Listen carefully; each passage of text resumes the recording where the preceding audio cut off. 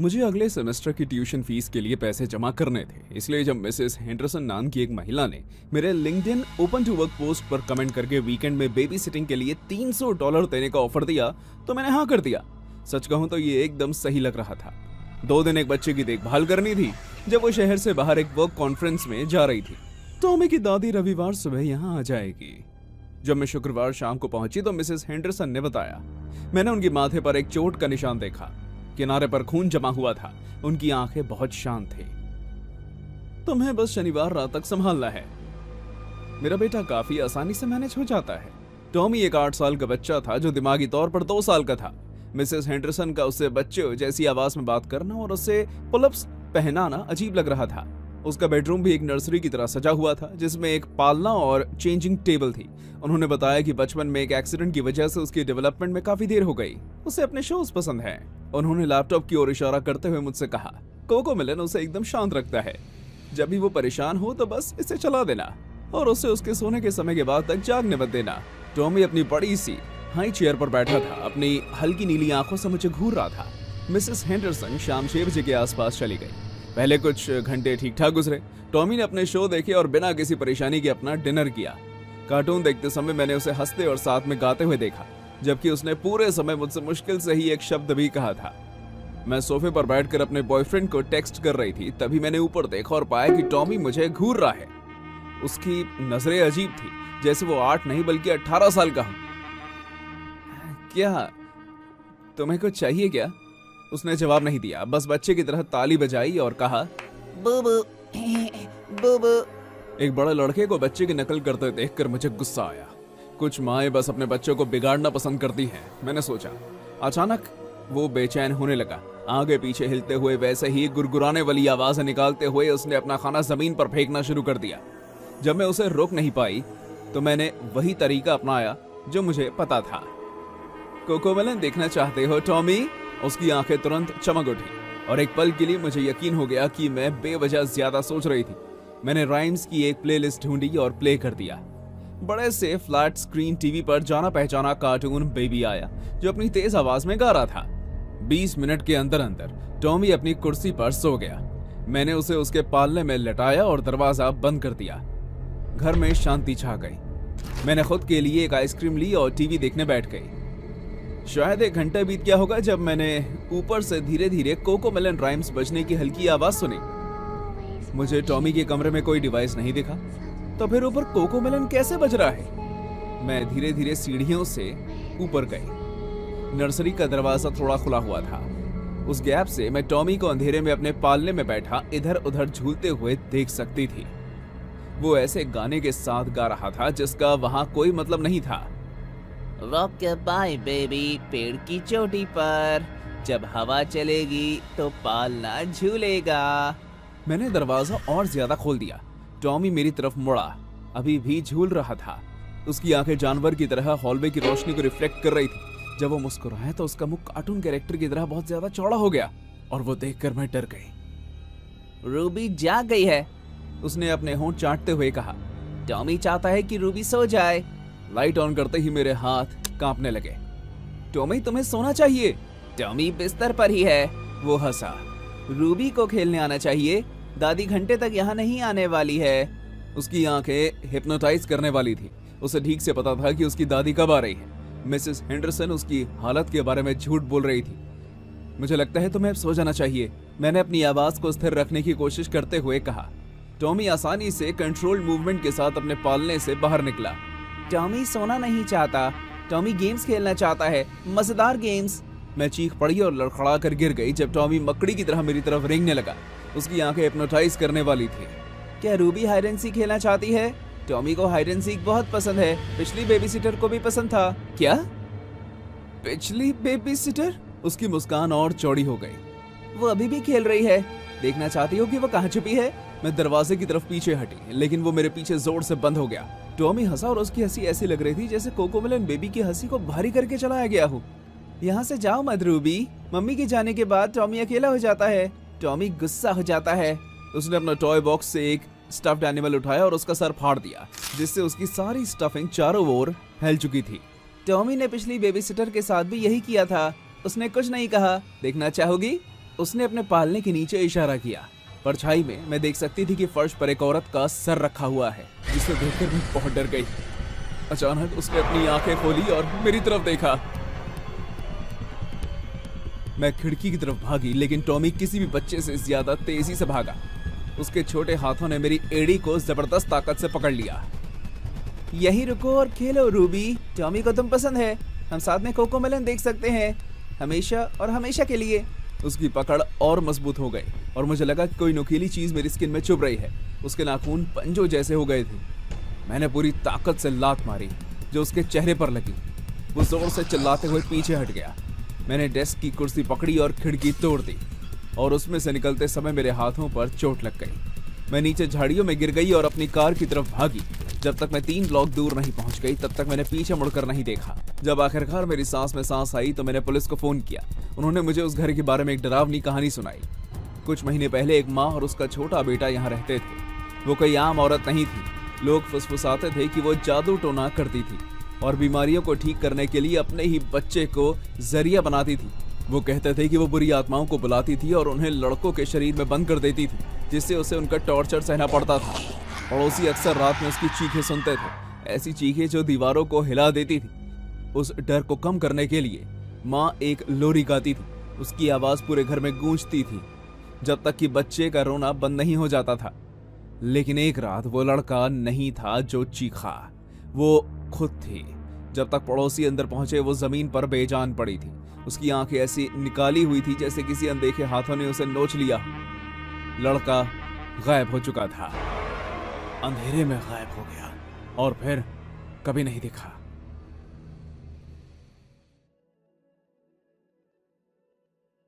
मैं पोर्टलैंड में एक मार्केटिंग फर्म में काम करती हूँ और हर मंगलवार को मैं अपनी 4 साल की भतीजी ओलिविया को डे केयर में ले जाती हूँ। मेरी बहन जेस एक सिंगल माँ है और हॉस्पिटल में डबल शिफ्ट करती है, इसलिए मैं जब भी हो सके उसकी मदद करती हूँ। ओलिविया एनर्जी का एक छोटा सा गोला है जिसे कोकोमेलन वीडियो बहुत पसंद है। उस खास मंगलवार को मौसम गर्म और धूप वाला था, पार्क के लिए एकदम सही। ओलिविया पूरे हफ्ते रिवरसाइड पार्क जाने की जिद कर रही थी और मैंने एक बार उसकी बात मान ली। क्लाइंट प्रेजेंटेशन के साथ मेरी सुबह बहुत खराब गुजरी थी, इसलिए मुझे वैसे भी थोड़ा आराम चाहिए था। प्लेग्राउंड हमेशा की तरह थके हुए मॉम डैड और चिल्लाते बच्चों से भरा हुआ था। ओलिविया सीधे झूलों की तरफ भागी और पहले से ही मन कोकोमेलन का गाना गुनगुना रही थी। मैंने पास की एक बेंच पर जगह ढूंढी और ईमेल चेक करने के लिए अपना फोन निकाला। देखो मैं उड़ रही हूँ आंटी सारा, ओलिविया ने झूले में अपने छोटे छोटे पैर हिलाते हुए कहा। मैं उसे देखकर मुस्कुराई और जैसे ही मैं वापस स्क्रीन देखने वाली थी तभी मैंने किसी को कोकोमेलन गुनगुनाते हुए सुना। मैंने देखा तो उसी बेंच के दूसरे कोने पर एक आदमी बैठा था। जब मैं बैठी थी तब मैंने उसे नहीं देखा था, इसलिए मुझे नहीं पता कि वो कब आया। उसने खाकी रंग की पैंट और बटन वाली शर्ट पहनी हुई थी। पहली नजर में वो पार्क में बाकी सब आम डैड जैसा ही लग रहा था, लेकिन फिर वो मेरे पास आया और बोला, प्यारी बच्ची है। थैंक्स। मुझे समझ नहीं आ रहा था कि क्या, लेकिन उसकी मौजूदगी में मेरे अंदर खतरे का अलार्म बजा दिया। वो ओलिविया की तरह ही अपने पैर हिलाने लगा।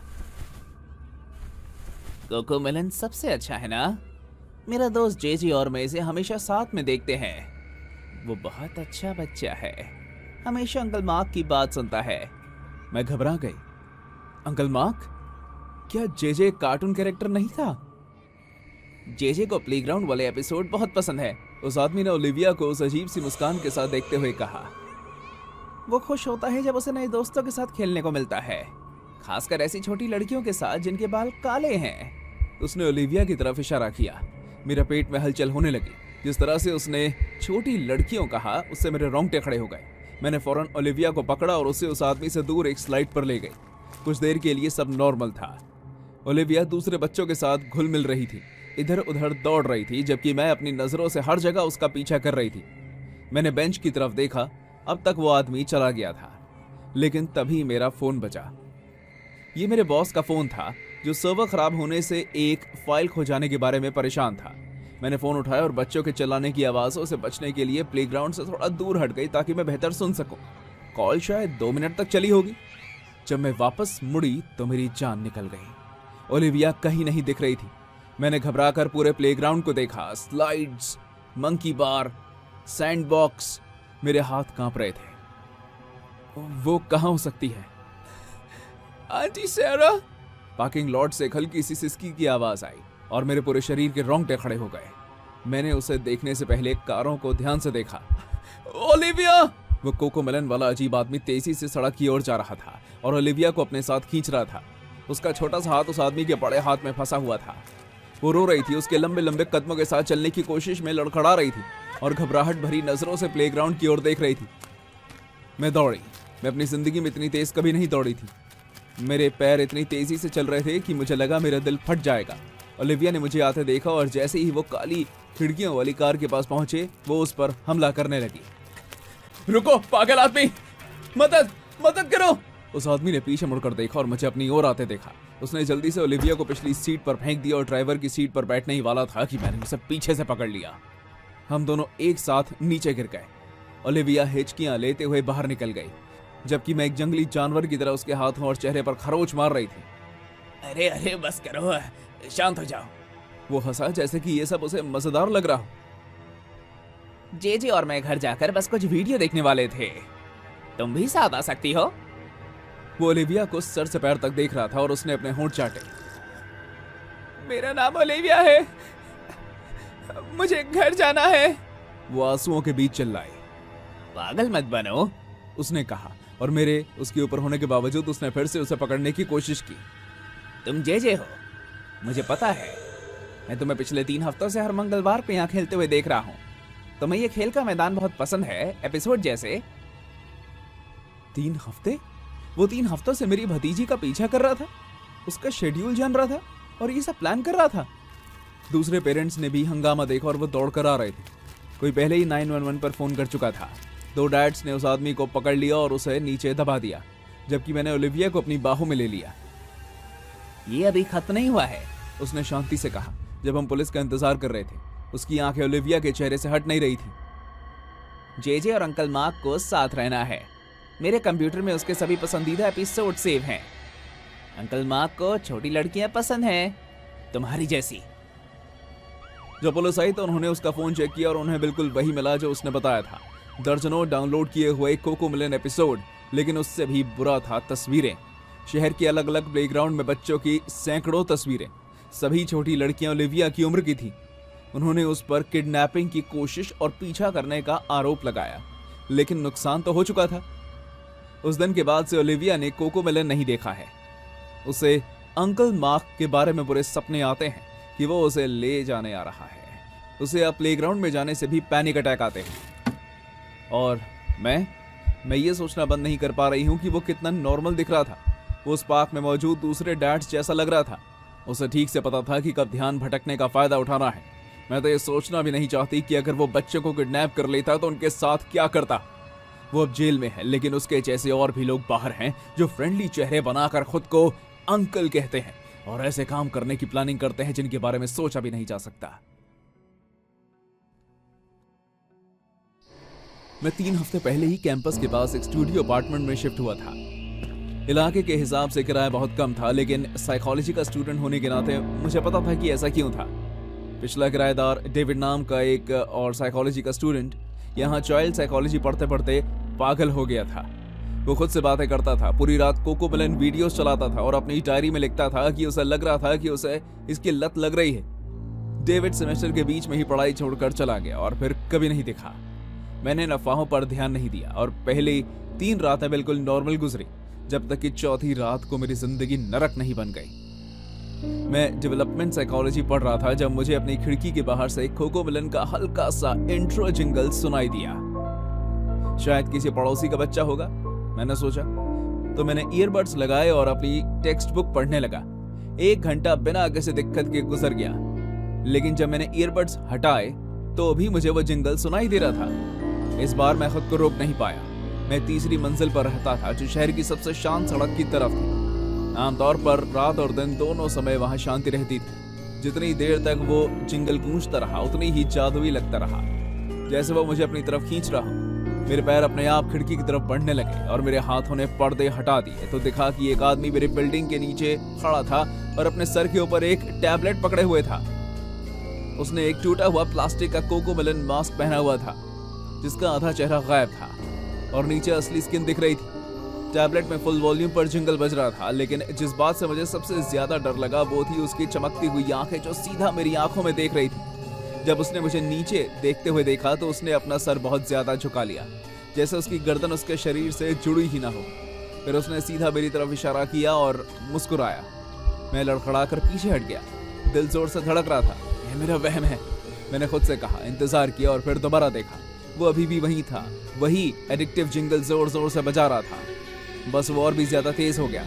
इसके बाद टैबलेट में ग्लिच हुआ और क्लिप बदल गई, जब तक कि उस आदमी ने उसे और ऊपर उठाकर मेरी खिड़की की तरफ नहीं कर दिया। मैंने अपना फोन पकड़ा और स्क्रीन पर जूम किया। जो मैंने देखा उससे मेरा खून जम गया। वीडियो में मुझे मैं कुछ मिनट पहले स्टूडियो में पढ़ाई करते हुए दिखाई दिया। एंगल ऊपर से था, जैसे जिसने भी इसे रिकॉर्ड किया था वो फिल्म बनाते समय कुछ इंच दूर हवा में तैर रहा हूं। मैं अपनी टेक्स्ट बुक्स, अपनी कॉफी मग और सब कुछ ठीक वैसे ही देख सकता था जैसे अभी है। मैंने पर्दा जोर से बंद किया और 911 पर कॉल कर दिया। मेरे अपार्टमेंट के बाहर एक आदमी खड़ा है, मैंने डिस्पैचर को बताया। जब ऑफिसर मार्टिनेज 20 मिनट बाद आए तो हम साथ में खिड़की के पास गए।